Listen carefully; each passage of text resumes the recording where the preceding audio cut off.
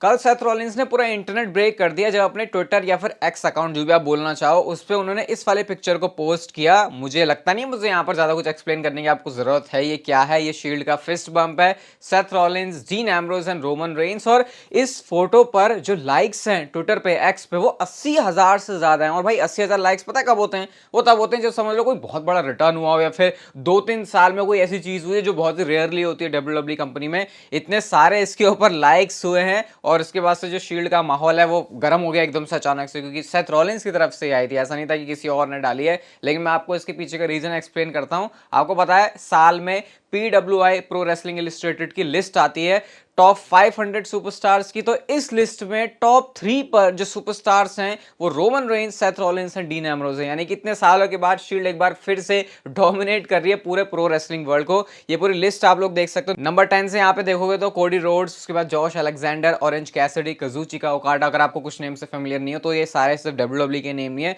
पूरे wrestling world से name आते हैं। उसके बाद MJF है नंबर 5 पर, वाइकिंगो। और टॉप 4 पर सारे के सारे डब्ल्यूडब्ल्यूई सुपरस्टार्स हैं। गुंथर डिजर्विंग, नंबर 3 पर जॉन मॉक्सली डिजर्विंग, नंबर 2 पर रोमन रेंस और नंबर 1 पर world heavyweight champion Seth Rollins. इससे पहले जो लिस्ट थी ना जो 2022 में आई थी उसमें रोमन रेंस ने टॉप किया था, तो एक उनकी पोजीशन नीचे आ गई है। लेकिन जो उनकी पोजीशन लेने आया है वो खुद सेथ रॉलिंस हैं, वर्ल्ड हेवीवेट चैंपियन। तो शील्ड के तीनों सुपरस्टार्स एक बार फिर से हैं टॉप पर। एक टाइम इनका पूरा जलवा रहता था, अभी ये साथ में नहीं है तो फैंस मिस इनको जरूर कर रहे हैं। लेकिन ये तो मैं आपसे कहता ही हूँ कि एक ना एक दिन तो शील्ड दोबारा से बनने वाली है। और मैंने एक वीडियो भी बनाई है डीन एम्ब्रोज के ऊपर, इससे मैं आई बटन पर हो गया फिर डिस्क्रिप्शन में उसको जाके देख लेना। शील्ड की सारी यादें ताजा कर दूंगा। Okay, hello chatters, my name is Rohit and you are watching Wrestle Chatter. Welcome है गाइस आपका वॉइस ऑफ रेसलिंग के एक और नए एपिसोड में। सबसे पहले हम शुरुआत करते हैं AEW के हॉट नेम से जो कि डब्ल्यूडब्ल्यूई कंपनी में आने वाले हैं। तो जो गाड़ी है, जो सुई है, ऐसा लग रहा है कि वो उल्टी चलनी शुरू हो चुकी है। पहले डब्ल्यूडब्ल्यूई से नेम AEW में जाते थे, अब AEW के नेम्स डब्ल्यूडब्ल्यूई में आ रहे हैं। और ये AEW के वो नेम्स हैं जो कि वहीं के पले बड़े टैलेंट हैं। सबसे पहले जो नाम आया वो जेड कारगिल का आया। ये विमेंस डिवीजन में AEW के कह सकते हैं कि बिल्कुल टॉप लेवल की सुपरस्टार रही हैं। अब इनका जो कॉन्ट्रैक्ट है वो खत्म हो रहा है और सीधा ये मेन रोस्टर में आएंगे। इस बात के रूमर्स, बहुत हैवी रूमर्स हैं, मतलब रूमर्स ऐसे हैं कि ऑलमोस्ट कंफर्म ही नजर आ रहा है। और जो दूसरा नाम है वो रिकी स्टार्क्स का है। ये AEW में जब थे भी तो मतलब कोडी रोड्स जब AEW में थे तो उनके साथ काफी हम इनको देखते थे, बैक स्टेज भी इनकी बॉन्डिंग काफी अच्छी थी और काफी अच्छे वो फ्रेंड भी हैं। तो आई थिंक ये एक मेजर रीजन हो सकता है इनका डब्ल्यूडब्ल्यूई कंपनी में आने का। तो देखते हैं किस तरीके से जो लैंडस्केप है उसको चेंज करते हैं। AEW के खुद बनाए हुए टैलेंट्स का डब्ल्यूडब्ल्यूई में आना ये एक बिग डील होगी और शायद यहां से उस चीज की शुरुआत होने जा रही है। अगली स्टोरी मैट रिडल से रिलेटेड था। कुछ दिन पहले मैंने आपको बताया था कि मैट रिडल ने कांड कर दिया था जब JFK एयरपोर्ट में, पता नहीं उन्होंने बोला सेक्सुअल हैरेसमेंट की चीज उन्होंने बोली या फिर बोल रहे थे कि भाई वो तो नशा करके आया है, बिल्कुल पागल सा हो गया है। मैंने आपको बोला था कि मैट रिडल की सिचुएशन हो सकता है बुरी हो जाए, लेकिन और वो मंडे नाइट रॉ पर भी नहीं थे तो फिर प्रॉब्लम सी लग रही थी। लेकिन गाइस फिर उसके बाद ये पता चला कि मेडिकल इश्यूज की वजह से उन्होंने मंडे नाइट रॉ को मिस किया था। अब जो अगला रॉ का एपिसोड होने वाला है वहां पर मैट रिडल होंगे, तो फिर टेंशन लेने वाली बात नहीं है। मैट रिडल के फैंस को कुछ भी कांड करते जाए मैट रिडल, उनका स्पॉट डब्ल्यूडब्ल्यूई में फिक्स रहने वाला है। ऐसा पास में जितने भी कांड हुए मैट रिडल के साथ उसको देख के समझ में आ रहा है। अगली स्टोरी एलायस से रिलेटेड है। तो एलायस के बारे में भी आप लोग क्वेश्चन पूछते हैं मेरे से, भाई कहां है, क्यों नहीं नजर आ रहे, तो उनके बारे में फाइनल में आपको कुछ बता सकता हूं। और बताने के लिए ये है कि इस समय वो डब्ल्यूडब्ल्यूई के साथ कॉन्ट्रैक्ट में ही नहीं है। अभी इससे पहले कुछ साल पहले इजीकल वाली जो स्टोरी लाइन है, जब बिल्कुल घटिया दिन चल रहे थे मंडे नाइट रॉ के, उस टाइम पर उस स्टोरी लाइन ने हमको बहुत एंटरटेन किया था। तो अभी तो फिलहाल वो कॉन्ट्रैक्ट में नहीं है, आ जाएंगे तो उसके बाद वो डब्ल्यूडब्ल्यूई में भी आ जाएंगे। कोई बहुत मेजर अपडेट नहीं है एलायस के बारे में। नेक्स्ट बात करते हैं विंस मैकमैन के बारे में और उनके दबदबे के बारे में। कल वीडियो में मैंने आपको बताया था कि जो UFC के प्रेसिडेंट है डेना वाइट, उन्होंने ये बोला कि विंस के आने से एग्जीक्यूटिव चेयरमैन बनने से कोई फर्क नहीं पड़ने वाला, मैं जो बोलूंगा वही होगा, मेरे कहने से यार डिसीजन लिए जाएंगे। लेकिन शायद ऐसा लग रहा है उन्होंने गुस्से में या फिर फ्रस्ट्रेशन में बात बोली, क्योंकि एक्चुअल में जो रिपोर्ट आई है वो ये है कि TKO बनने के बाद जिस तरीके की पावर आई है विंस मैकमैन के पास, जो बिल्कुल की डिसीजन है UFC के अंदर वो भी विंस मैकमैन लेंगे। भाई उनका भी उसमें बहुत बड़ा हाथ रहने वाला है। तो मतलब डब्ल्यूडब्ल्यूई का कंट्रोल छिना, लेकिन उसके बाद साथ में UFC का मिला और स्टिल वो डब्ल्यूडब्ल्यूई को कंट्रोल कर सकते हैं और अब UFC की चीजों में भी हाथ डालने वाले हैं। तो अगर मैं भी चाहूंगा, मैं बूढ़ा हूं कभी, जो कि होऊंगा, तो मेरा भी दबदबा विंस मैकमैन के जैसे ही हो, क्योंकि इस उम्र में भी ऐसे मतलब कंट्रोल में भाई, ये तो नेक्स्ट लेवल की बात है विंस मैकमैन के लिए। बाकी उनके कांड वांड साइड में रखे हैं, वो सब नहीं करना मुझे। अगली स्टोरी रिलेटेड है WWE के मेजर कट्स। एक बार फिर से वो दौर शुरू होने वाला, शायद आज कल परसों में मैं आपको एक चीज बताऊंगा कि इतने सारे सुपरस्टार्स रिलीज हो गए और वो चीज अब होने वाली है। ये जो ट्रांजैक्शन हुआ है मर्जर का या फिर जो एंडेवर ने खरीदा, उसके बाद काफी सारी चीजें होने वाली हैं मेन रोस्टर में भी और NXT में भी। तो ये पहले से मैं आपको अवेयर कर रहा हूँ, अपना जो दिल है उसको थोड़ा सा मजबूत कर लो, क्योंकि बहुत सारे सुपरस्टार जो है रिलीज होने वाले हैं। नेक्स्ट स्टोरी WWE के कैंपस रश वाले एक पूरे इवेंट से है, या जो भी बोलो आप इसको, जो भी WWE करने वाली आने वाले कुछ टाइम में। और ये क्या होगा, इसमें WWE सुपरस्टार्स की खोज में या फिर WWE रेसलर्स की खोज में जो WWE है वो निकलेगी, और वो जो यूनिवर्सिटीज़ हैं USA के अंदर, वहाँ पे जाके टैलेंट्स को एक तरीके से रिक्रूट करने वाले हैं। आई थिंक ये सबसे बढ़िया तरीका है कि तुम खुद ही चले जाओ यूनिवर्सिटीज़ में और देखो, क्योंकि वहाँ पर जैसे इंडिया में कैसा है कि WWE पसंद तो करते हैं, लेकिन वो बिल्कुल यहाँ का होम स्पोर्ट नहीं है, वो USA का है। तो वहाँ पर जो फॉलोइंग है वो काफ़ी मास में है, और काफ़ी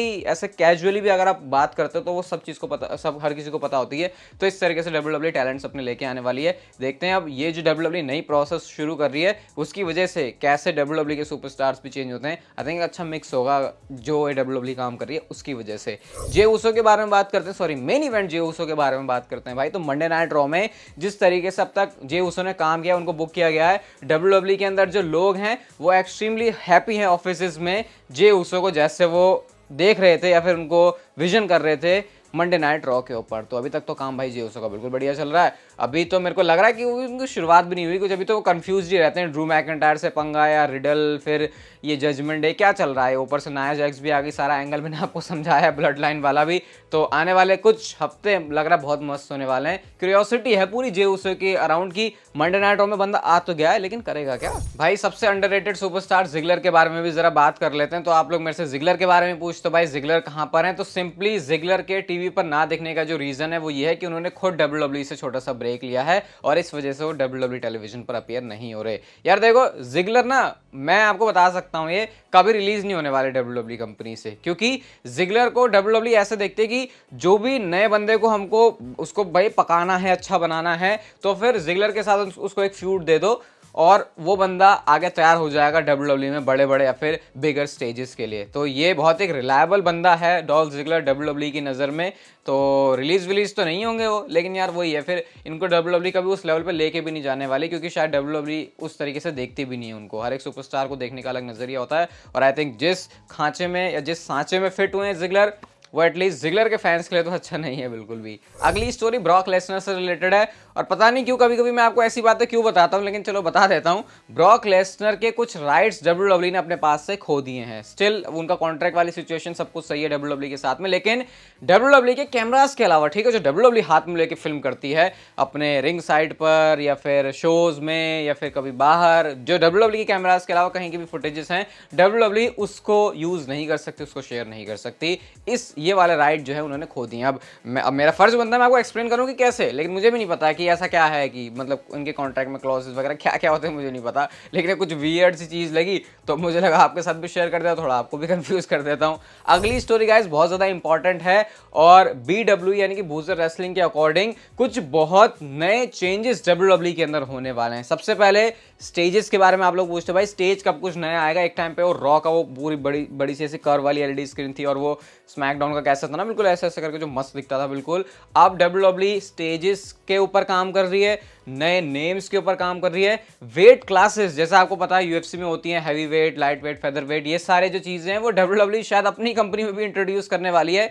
इस बारे में चीजें डिस्कस हो रही हैं अभी। मैं इमेजिन नहीं कर सकता कि WWE के अंदर वेट क्लासेस हैं, क्योंकि हमारे उधर तो भाई ऐसा ही चलता है कि जो मेन टाइटल है फिर जो वर्ल्ड टाइटल है उसके नाम पे हैवी वेट जुड़ जाएगा, फिर चाहे वो रे मिस्टीरियो ने ही क्यों ना पकड़ा हो, फिर फिन बैलर ने ही क्यों ना पकड़ा हो। तो पता नहीं WWE इस चीज को अडेप्ट कैसे करेगी। और साथ में ट्रियोस, ट्रायोस, जो भी आप बोलना चाहो, इसको लेकर भी WWE में कुछ काम चल रहा है। तो बहुत सारा मुझे लग रहा है ये TKO होने के बाद या फिर एंडेवर के खरीदने के बाद WWE में चेंजेस होंगे, और ये वो चेंजेस है जो कि फ्रेश माइंड्स की वजह से होंगे, क्योंकि अब तक एक फॉर्मेट के अंदर ये सारे WWE के लोग सेट थे, लेकिन अब बहुत सारा ऐसे घुसड़ी होने वाली है अंदर, तो उसकी वजह से बहुत बड़ी चीजें या बहुत बड़े चेंजेस भी आप एक्सपेक्ट कर सकते हो। ऐसा ही बताया जा रहा है कि पूरा WWE के अंदर एक नया एरा होने वाला है टाइटल्स का, चैंपियनशिप्स का। अब एग्जैक्टली इससे क्या मतलब है ये तो नहीं पता, बट टेंशन मत लो, अभी ऐसा कुछ नहीं हो रहा। रेसलमेनिया 40 तक जो चल रहा है, जैसे चलता है वैसे ही चलता रहेगा और उसके बाद से WWE जो चेंजेस है उसको करना शुरू कर देगी।